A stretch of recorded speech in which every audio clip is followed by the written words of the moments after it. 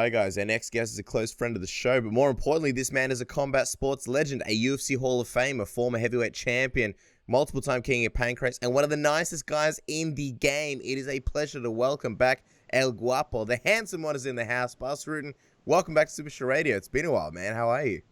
Oh, yeah, it's too bad. Too bad when you guys were in town that I wasn't here. That sucked, because that would have been great. I know, man. But you know what? We'll be back in town soon, so we'll be annoying you all over again. But in the meantime, we're excited to have you back on this show. I think all of our viewers have been requesting for you to come back, so they're super excited to see you or hear you. And there's so much to talk about in the sports world that we would love to get your thoughts on. First off, so just wondering, did you get a chance to see Israel Adesanya's masterful performance against Robert Whittaker, which actually happened in our hometown of Melbourne over the weekend? His striking looked unbelievable. He does. You know, he looked really good. Whittaker looked good too, but he made a few mistakes. He just, after a combination, he would stand there for a moment, and that's when he got tagged. You know, he needs a little bit head movement after he makes a combination. But I thought he did really great, especially when at the beginning of the round number 2, when it started, when he lunged forwards with his long jabs and his long straights. I think he was doing good. He should have gone after the body from Adesanya, because he always, on a big hook, he moves his head backwards, but his body stays right there. So maybe for future opponents, that's a right straight to the solar plexus right there, because he's overexposed. Ooh. Do you reckon that's kind of maybe one of the keys to beating Adesanya? Because thus far he's undefeated in MMA. Nobody's been able to do it. Do you think this is something that could be, you know, a good thing for future opponents? Yeah, I truly believe so. But you know what? He's a smart guy, you know, and he will hear this as well. So he's going to start working on that. But you see this a lot with guys who are that weight, but very tall for the weight class. They do the same thing in sparring. They lean back on their hooks, and that's it's picking, free picking. The solar plexus is right there. So if you give a left hook and he moves back and he goes straight to the solar plexus, that could be a big problem. I always said the same thing, actually, that they had to do that with Anderson Silva, because he was doing the same, stand still, and he moved out of the way, but the body stays at the same spot. I go, why is nobody hitting the body? You know, so at least try it. I mean, maybe he's got a defense for that. I don't know, but you know, if you don't shoot, you always miss. That's what we say in Holland. You know what I love about this? We've spoken to countless media people, coaches, all coaches from every side during this fight week, and no one has brought up the point that you have brought up, Bas, which is why we love having you on the show. You're an absolute genius when it comes to striking, all sorts of other things. I'm just wondering, when it comes to ranking Israel in terms of one of the best strikers in the UFC, where does he rank for you on that list right now? Yeah, well, for now, we should, he's the number one guy, right? He's the real champion, went from interim to the real champion. I mean, and he, still 18, and to have a title already like that, and the way, I mean, Whittaker, I'm a big Whittaker fan, man. I love the guy's heart. I mean, that was always pushing through. So I was really rooting for him, actually. But, you know, I got to give props to Adesanya. I mean, he's such a great fighter. So for me, most of the time when I see a fight like that, you know, may the best man win. That's literally who has a bad day, off day, you know. And Whittaker, you know, yeah, he was just a little bit off. I think if he works on movement right after he punches, that I would love to see a rematch immediately then. For sure. You know, it looks like with Israel, the next thing might be Paulo Costa, but there's this Jon Jones kind of, you know, beef that's been brewing for quite some time. These guys have been going back and forth.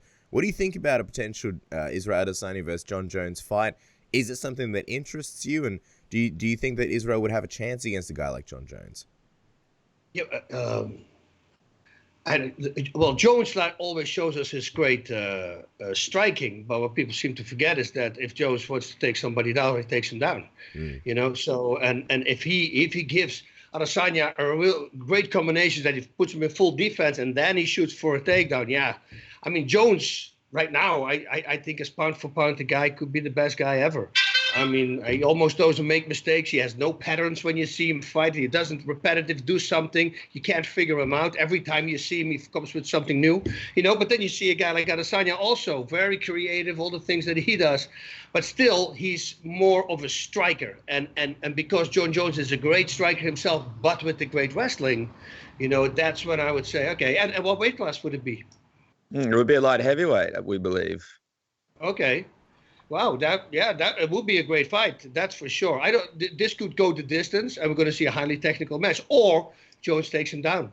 Because how many takedowns did Jon Jones have, and that didn't work? I think he has a very high percentage of takedowns, right? Yeah. Correct. Well, I think with the thing with Jon Jones is, and we saw it in the Santos fight, he chose not to wrestle Santos because he said he wanted to beat Santos in the area that he's strongest in. So I guess it's going to be interesting to see, will he go into this fight wanting to sort of prove a point against a guy like Israel Adesanya, just like he did with Santos, or will he utilize that wrestling at some point and really sort of challenge Israel's takedown defense? That would be fascinating. I'm just wondering, Bas, as well, when we were speaking to Israel's coach, and he's on this show as well, he was on earlier, he brings up a really interesting scenario where Israel skips light heavyweight, goes straight up to heavyweight, because Israel used to fight at heavyweight sometimes in kickboxing, and takes on a guy like Stipe. He believes that Israel is the guy to do it, and they have a number of advantages when they move up to a weight class like heavyweight. So I'm wondering, you're a genius yourself when it comes to striking and all those sorts of things. Do you see that pathway of Israel having a ton of sort of advantages if he moves up to heavyweight and fights a guy like Stipe? The disadvantage is going to have his stamina. That's what I think, because if he packs suddenly on 20, 25 pounds, that's a lot of weight to carry extra with you, if you're not used to that. So if they give him enough time, let's say in a half a year from now, so he can build up slowly to it and get used to that weight. Yeah, and plus he knows what he can do in heavyweight division in his kickboxing. So I don't think a guy like that would lose his speed. I think his kicks together with the hands, that I think that is better than Stipe has. But then again, Stipe is Stipe, man. That guy, man, he's never out of the game. You think you finished him, and then he comes just right back. You would think if somebody can do it, it's a guy like Stipe Miocic. It's a hard one. It's a hard one to call. I'm just thinking carry an extra 25 pounds around. That's a lot. Just put a weight vest on 25 pounds and then start training. See how that feels. That's a lot. Yeah, for sure. I mean, that's the crazy thing, right? Like, it seemed when the way Israel was talking about it, he wouldn't even gain any weight for it.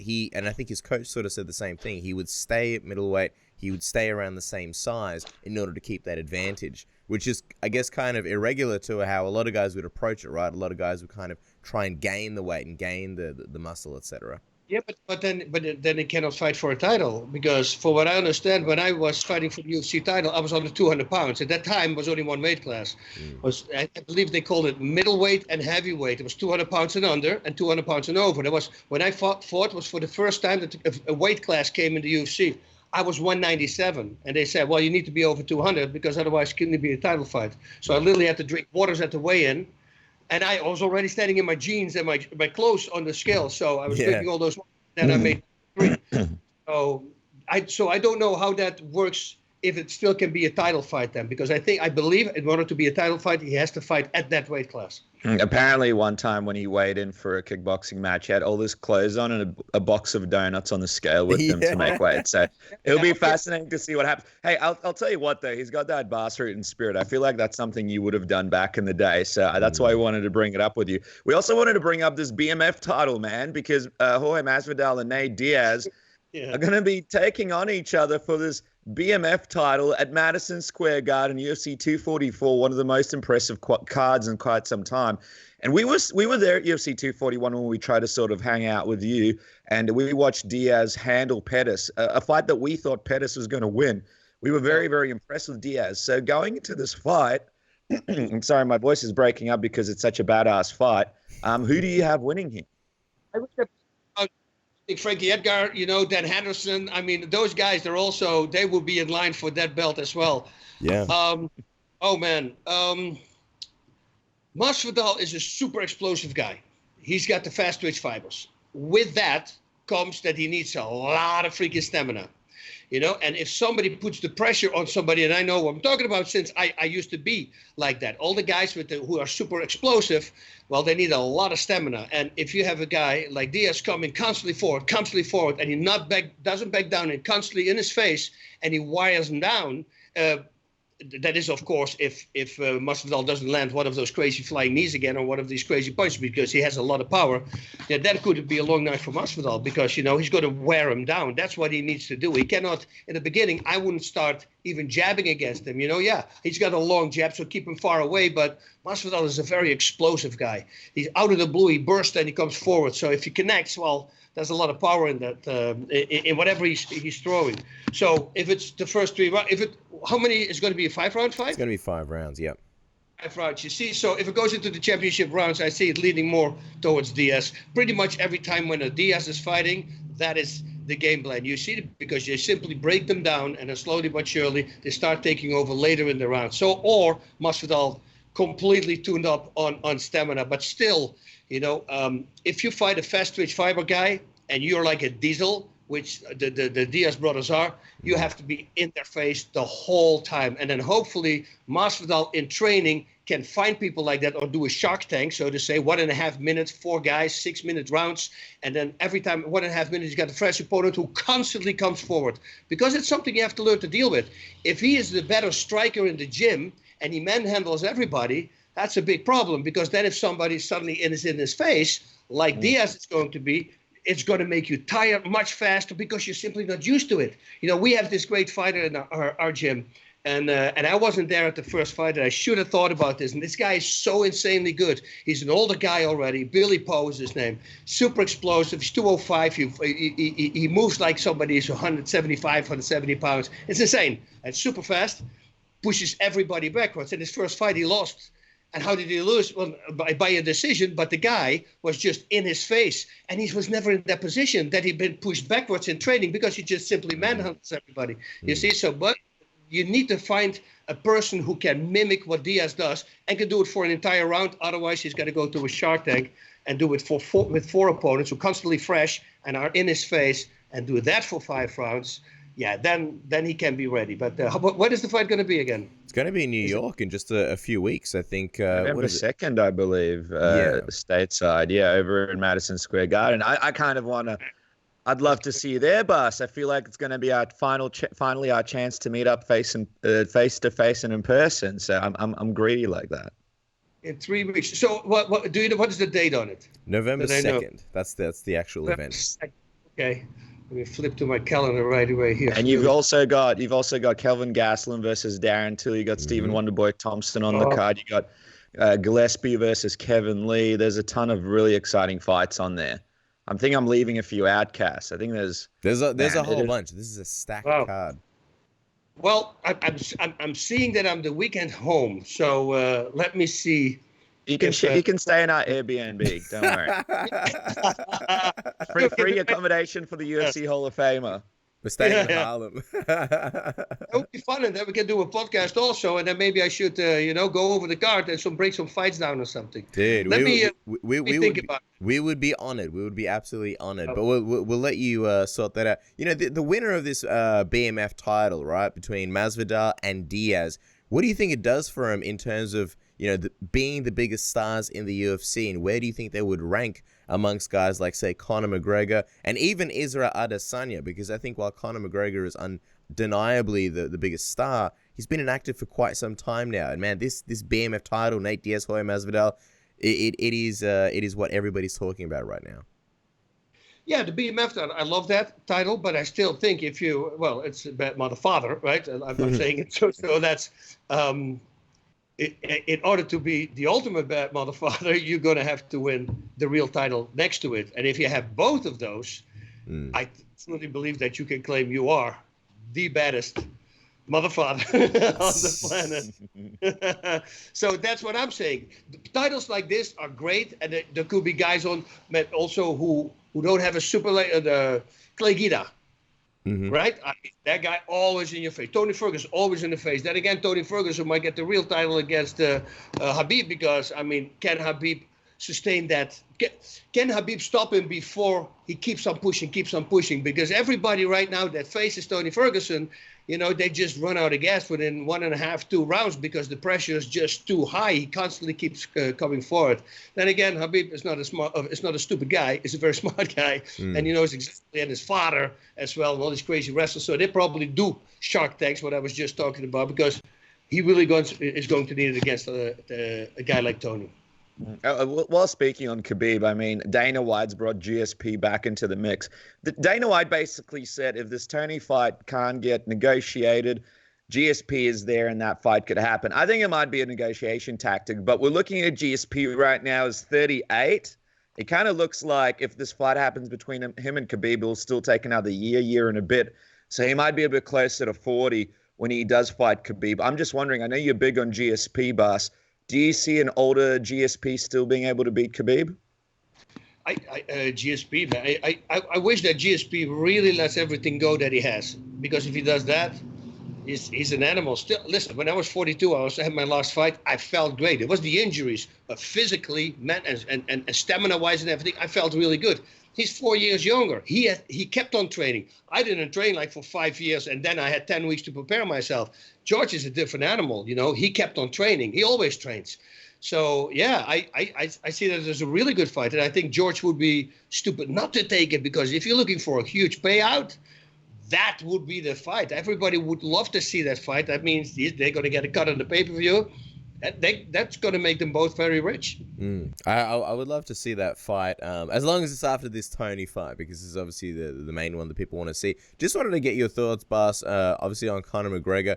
There were talks from his coaching staff that maybe they wanted to see him fight Frankie Edgar, which kind of makes you feel like he probably wants to fight Frankie Edgar. And it was something that kind of shocked a lot of people, because people were talking about Justin Gaethje or, you know, other guys in the lightweight division, but not Frankie Edgar. What did you think of this, you know, potential fight, and if it is the next fight for Conor? I would love it for Frankie Edgar. You know, I'm a huge fan of Frankie, and I think he should be good for the BMF title as well. I mean, that guy is right up there with Dan Henderson and all the other guys. I mean, they just steamroll through everybody. They're so tough, have so much heart. Plus, you know, this will be the biggest pay that he ever had. And I think a guy like Frankie Edgar who's pretty maybe within a year it's going to wrap up his career. I don't know how he feels for the rest, you know, but he's coming to his end of his career. This could be a huge fight for him, money-wise. So I would love that. And I think it could be a great fight, because he's just tough as nails. And he can wear down McGregor. Again, if McGregor cannot finish him in the first 2 or 3 rounds, Frankie coming constantly forward, you know, I mean, I can see that suddenly switching the tables. Can you imagine if Frankie Edgar beats Conor McGregor, man? That's going to, I mean, nothing against Frankie, but that's going to be tough for Conor. I'm wondering, because, Bas, we know, you know Conor McGregor a little bit, and we know what we know about Conor is he was always shooting for the biggest fights. So, you know, he'd fight guys like Aldo. He'd fight guys like Eddie Alvarez, sort of the toughest challenges. He'd fight Nate Diaz, and he'd rematch him at a higher weight class. This is kind of the first time that we see Conor McGregor kind of not shooting for the stars and not sort of calling out the toughest challenge that's available to him. Do you think that says something about his mindset, or? Well, we don't know. There's a lot of Frankie fans, right? Maybe Conor is thinking, well, I kind of want him to make a lot of money. Maybe he respects him so much that is one of the reasons that he wants to fight him. You know, and Conor also, after his last loss, to put him up against right away against a super animal like a Tony Ferguson or something, constantly in his face, that would be a bad decision. I think he needs to get back in the game. I personally thought that he, you know, when he said he was gonna retire, that he should have been boxing. He should have taken Paulie Malignaggi in boxing. That would have been the greatest. Now he can't do it anymore because with the BKB, what happened there with the bare knuckle boxing. But that would have been a great fight for him as well. Plus, he would have made again a killing. Just quickly, one other guy in the division there, Justin Gaethje, and he's a guy that you know well from your days commentating at World Series of Fighting. Obviously, you still commentate over at the PFL now. I mean, how do you think a guy like Justin Gaethje in 2019 would do against Conor McGregor now? Do you think a lot of people believe that Justin Gaethje would win that fight? Well, the last time I was very pleased when I saw him fight, the head movement that he had, and that he was not constantly standing. Listen, I've been talking to him since the World Series of Fighting. I said, dude, you cannot keep fighting like this. Yes, you're winning, you know, but you're taking a lot of damage. You shouldn't do this. You want to be able to talk to your kids when you're going to get kids, you know, when you get older. And he says, no, that's just my fighting style. I love to fight like this. I go, you know, I know it's a smart idea. And then the last fight, he started using way more head movement. He started picking his shots better. And once he does that, it's great. But Conor, you know, Conor is a very hard opponent to fight, especially the first 2 rounds. He's laser precise. He lands at will pretty much. I mean, he landed against Mayweather, landed shots. He's got that accuracy. He's got that long reach. He's going to keep him away. For a fighter like Gaethje, what I also always said to him as well, why don't you take him down, your opponent? But again, he wants to please the fans. I don't think pleasing the fans, it's always great to please the fans, but you please the fans also if you take him down and ground and pound and knock him out. Trust me, people are going to love that as well because he's a really good wrestler. Why wouldn't he use his wrestling skills? Also, is Gaethje, because at the top of my head, I don't know, is he southpaw or not? Do we know that? Because I don't remember. Great question. I don't remember off the top of my head whether Gaethje's southpaw. I don't think so. But if it would be, this is also a thing. Once Aldo, the trainer from Aldo, what I would have done if I knew that McGregor wanted to fight Aldo, I would have switched Aldo right away to southpaw and train him for 6 months like that. Because the way McGregor stands in that really low stance, he doesn't give you a target for low kicks. It's going to be inside low kicks, but the knee is right there. You're going to kick the shin because his leg, he's bent down so much it's almost horizontal, so you almost don't have a target. If the back is straight there, you have the leg that you can kick, but the leg is horizontal, so there's almost no target. Now, if you're a southpaw and you start attacking with low kicks, and Gaethje has really great low kicks, you see, and he starts connecting with that front leg, watching out, of course, that his defense is up, because a lot of people make a mistake. If you give a low kick, they bring their hands down, and you don't want to do that against McGregor because he'll knock you out immediately because he's got that power. But that could be a problem because then you slow down his movement, and once you slow down his movement, then you can start taking advantage of it. So, yeah, there's a lot of factors there, but the way he fought last time, yeah, I do believe he has a chance. But he's got to keep on working with that head movement because McGregor, like I said, he's so precise, and he connects it. Well, look what he did to Aldo, and he was saying that in the dressing room before the fight even. It's going to be a short fight, don't worry about it. I'm going to knock it out within 30 seconds. Boom, and he did. So, man, this is why we love having you on the show. So much insight. I just feel like it's like having a wizard on the show, basically, that can just break things down that no one else can. Just quickly, while we're on McGregor, just quickly, he's had some more controversy. He punched a man in the face in a bar. His popularity sort of has dropped a little bit. His drawing ability sort of dropped a little bit after that happened. Do you think this is the last Conor McGregor controversy we'll see, and he sort of learned from this one, or will this be a Jon Jones thing where this kind of keeps happening over and over, in your opinion? Yeah, I hope I'm right. I hope this is the last thing we see. I mean, because I always keep my head above his head because I love Conor. He's a great guy. He did so much good for the sport. Way more eyeballs on the sport now because of him. And for that, I like him. Also, when you interview him, he's not that person that you see on TV. He's a really good guy, And I think people like that, once you have all that money and you have a lame of yay-sayers around you and everybody's saying yes and yes, yes, and somebody says something to you that you can do, and and he was drinking, he brought the drink in, so maybe he was already a little tipsy, and he started, and that's how it started. He should have never done that. I think he's ashamed himself, because if I look at that, if I would have done that, I would have felt horrible. But that was a douche thing to do. It was just not a good thing to do. And so I hope that he learned from this, and I truly believe so he did, because it can hurt him also in the other businesses as well, his whiskey and everything. Once they do something really bad, people are going to step away from you.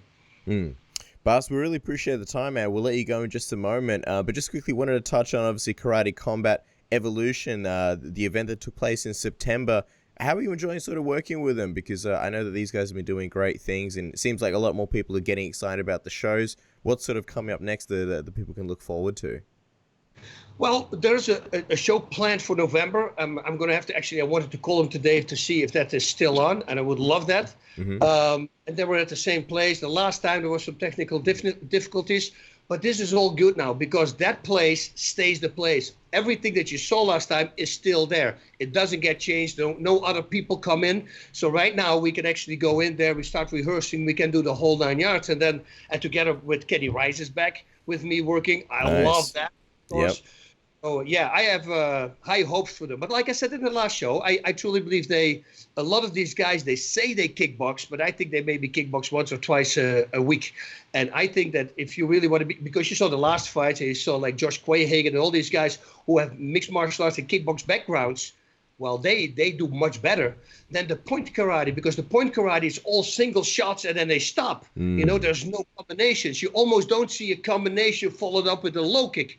You know, it's one punch, one kick, one this, one that, you know, and the guys who are tying it together, well, you see them dominating that organization. So I think now everybody is going to make that switch and they start kickboxing more. And then I think we're going to see some really great fights. Well, I'll tell you what, Bas, we can't wait. Also, you mentioned it. You hit the nail on the head. It's such an exciting promotion. Everybody needs to check out this event in November. Just quickly as we wrap up, we see this month Receptra Naturals and Bas CBD Oil is donating 20% of all purchases of a special bundle to the nonprofit foundation Boarding for Cancer. The goal is to raise $10,000, which is absolutely amazing. So, guys, go to receptranaturals.com and make sure to get that bundle. Also, of course, Bas's O2 Trainer, o2trainer.com, and the Karate Combat at karatecombat.com. Of course, follow the man on Twitter and Instagram at Bas Rutten MMA. Can you imagine us staying in an Airbnb together in Harlem and covering UFC 244? I almost feel like we can do a pilot for NBC based off that. Two Australian guys who are messy, and an absolute legend in Bas Rutten who's clean. It would be unbelievable. It would be something, man. Can you imagine? We do a show and we're allowed to drink. Of course. Drink. It's going to make much more fun. Not completely tanked, because that stupid stuff is going to come out. But, you know, once the tongue gets loosened, you know, you say funnier things and more truth will come out. That's what they say. You know, and you just tell if you see something wrong, that it's wrong. And I know that I already do that. I try to do that, because if I see somebody who kicks bad, I say, and then my partner says, that was a great kick. I go, really? That is really good. And then they always ask me, are you not afraid that the fighter is going to say something after the show? I said, well, if that fighter doesn't see that that's a great kick, he shouldn't be in the sport, because that kick was a horrible kick. I mean, every other great striker will tell him the same thing. So, you know, it's honesty sometimes, and especially here in America right now with the whole politics that goes on, you know, it's very hard. You can't say anymore what is the truth, because they switch it, they turn it, and they get it to something completely different. It's insanity right now. Absolutely. Well, we thank you so much, Bas. And, of course, check him out on Cameo. He's doing videos for his fans, one of the best Cameo opportunities that's out there right now. Bas, we can't wait to possibly see you in New York. Thank you so much for your time. Super pumped for this. Guys. See you, Bas. Thank you. All right. Bye.